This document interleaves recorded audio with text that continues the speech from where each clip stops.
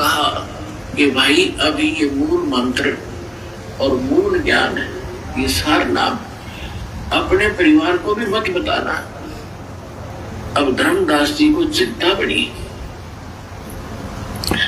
धर्मदास जी ने कहा, चिंता बनी कि हे भगवान, मेरे को आपने 42 वंश का आशीर्वाद दे दिया, क्योंकि धर्मदास जी एक अच्छी आत्मा थे, लेकिन संसार के व्यवहार में वो घनाग्रस्त था।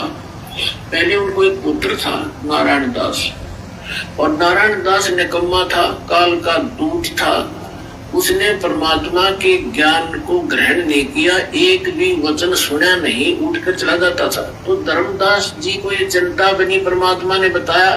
धर्मदास जी ने कहा कि भगवान आप तो समर्थ हैं, मेरे पुत्र को शरण में ले लो, इकलौता पुत्र है, काल के हाथों चढ़ जाएगा, इसका जीवन नाश हो जाएगा। तो परमात्मा ने कहा, धर्मदास ये खुद ही काल का दूत है, तेरे घर पर भेज दिया, क्योंकि काल को पता था आप एक अच्छी आत्मा हो, और अच्छी आत्मा के घर पर एकादा योग ऐसा व्यक्ति कोई कारण बनाकर काल भेज ही देता है। अच्छी आत्मा के घर में उसकी भक्ति को बाधित करने के लिए काल अपने एक ना एक दूत को भेज ही देता है। तो काल को ये थोड़ी पता कि संत रामपाल जी वो कबीर परमात्मा है। उसने तो ये सोच रखा कि वो एक अच्छा साधक है, एक अच्छा भगत है, और इसके पास में अच्छी भक्ति है। तो गुरुजी की भक्ति को जो है बर्बाद करवाने के लिए, गुरुजी को काल के जाल में फांसे रखने के लिए एक आम व्यक्ति समझ के, जैसे परमात्मा लीला करके मगर से जा रहे थे तो बीच में कौन आ गई? दुर्गा। परमात्मा को फंसाने लगी, क्या समझ के? एक आम साधक समझ के, आम प्राणी समझ के। तो बहन जी, गुरुजी के जो परिवार वाले हैं ना, भाई बंधु हैं, गुरुजी के आसपास वाले हैं, ये इसके दो ही कारण हैं उनकी बुद्धि में ये बातें सही ढंग से ना समाने की। या तो उनके जो पिछले संस्कार हैं बहुत ज्यादा वो माड़े संस्कार हैं, या फिर काल भगवान ने स्पेशली उनको दूत के रूप में नीचे भेजा हुआ है। क्योंकि एक छींट से अगर मंसूर का बुद्धि योग खुल गया तो उनको तो पूरा प्याला पिला दिया ना परमात्मा ने।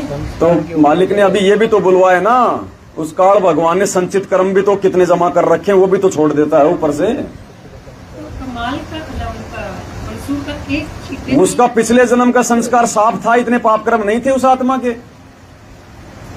आप एक बात बताओ, ध्रुव प्रहलाद को 10 साल की उम्र में भगवान समझ में आ गया, आज ये IAS बने बैठे हैं, जिला कलेक्टर बने बैठे हैं, प्रधानमंत्री बने बैठे हैं, इनको क्यों नहीं समझ में आ रहा कि ये भगवान है?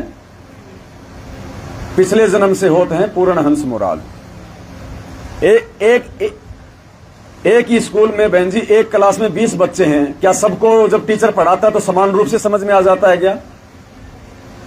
क्यों नहीं समझ में आता सभी को? बस तो वही सिस्टम है भक्ति मार्ग में। पिछले संस्कार जिसके जितने मजबूत होंगे, दीपक में जितना तेल होगा उतनी ही देर बत्ती जलेगी। तो जिसके जितने संस्कार मजबूत होंगे, परमात्मा को उतना शीघ्र वो समझ पाएगा। जबरदस्ती परमात्मा तेल डालता नहीं। तो से ये है बहन जी। जी, जैसे कहा है कि रावण, ये थोड़ा सा इस विषय से हटके है कि जब रावण चला गया तो उसकी सोने की लंका जलकर खाक हो गई। जी, यही बताया गया ना? हाँ। तो सोने की लंका कैसे जल सकती है? मतलब सोना तो एक मेटल होता है, तो सोना कैसे जल सकता है? उसने वो सोना उसने सिद्धि से प्राप्त किया था।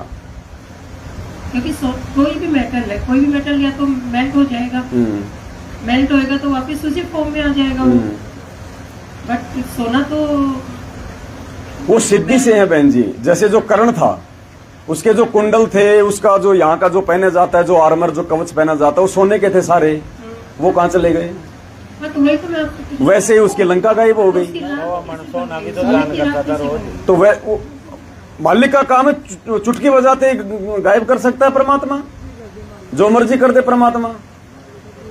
मोला जल से थल करे, थल से जल कर दे, साहिब तेरी साहिबी श्याम कहूं के सवेत।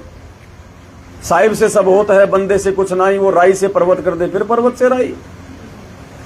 वो सोना रख के परमात्मा ने लोगों के सिर फुड़वाने थे क्या आज?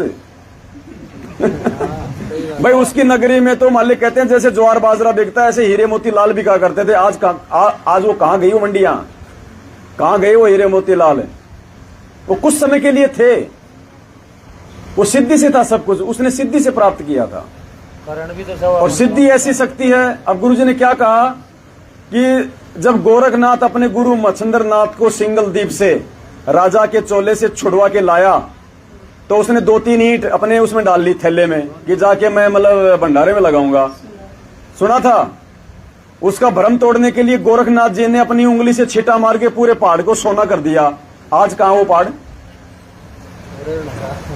वो सिद्धि से बनाया था ना, तो सिद्धि से उसको समाप्त कर दिया। ऐसा है। मंत्र का असर होता है, फिर मंत्र का असर उतर जाता है। इसी के सिद्धि से कुछ भी हो सकता है, कुछ भी कर सकते हैं।